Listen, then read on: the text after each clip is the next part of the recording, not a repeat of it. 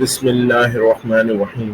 Welcome to Fasih educators daily حدیث۔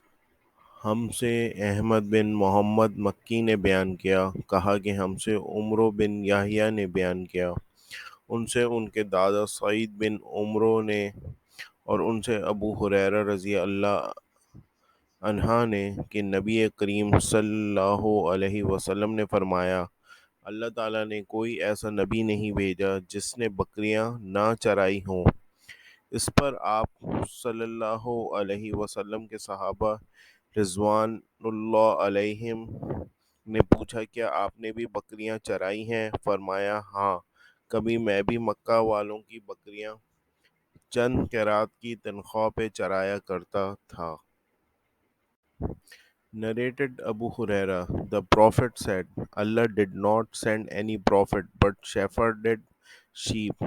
His companion asked him, did you do the same? The Prophet replied, yes, I used to shepherd the sheep of the people of Mecca for some Qirats. Thanks for watching. Please subscribe our channel Fussy Educators.